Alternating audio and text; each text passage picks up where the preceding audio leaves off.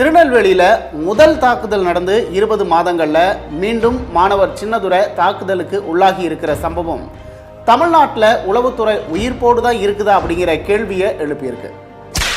தூத்துக்குடியில் பேருந்திலிருந்து ஒரு மாணவன் ஓட விரட்டி விரல்கள் வெட்டப்பட்ட போது கூட சபாநாயகர் தமிழ்நாட்டில் சாதிய மோதல்களே இல்லை அப்படின்னு சொன்னார். ஆனால் அவரோட சொந்த மாவட்டத்தில் சமீப காலமாக சாதிய தாக்குதல்கள் தொடர்கதையாகிட்டே இருக்கு. மேடைக்கு மேடை சமூக நீதினு பேசுகிற ஸ்டாலினோட ஆட்சியில தான் தினமும் பட்டியலின மக்களுக்கு எதிரான வன்முறைகள் அரங்கேறிட்டு இருக்குன்னு முதலமைச்சருக்கு தெரியுமா?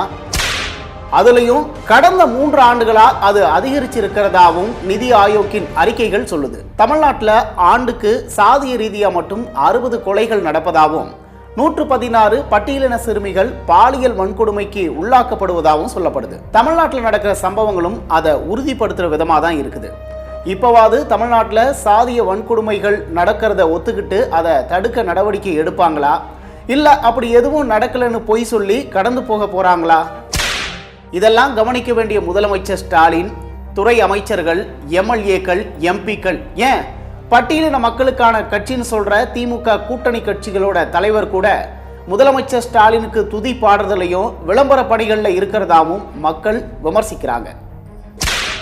அதுக்கு மேல உளவுத்துறை அப்படின்னு ஒன்று இருக்கா அப்படின்னு சந்தேகத்தை எழுப்புறாங்க. கடந்த முறை மாணவர் சின்னதுரை தாக்கப்பட்ட போது அவரோட கல்வி செலவை நானே ஏத்துக்கிறேன்னு விளம்பரப்படுத்திக்கிட்ட பள்ளி கல்வித்துறை அமைச்சர் அவரோட பாதுகாப்பு உறுதிப்படுத்தாதது ஏன்னு கேள்வி எழும்பி இருக்கு.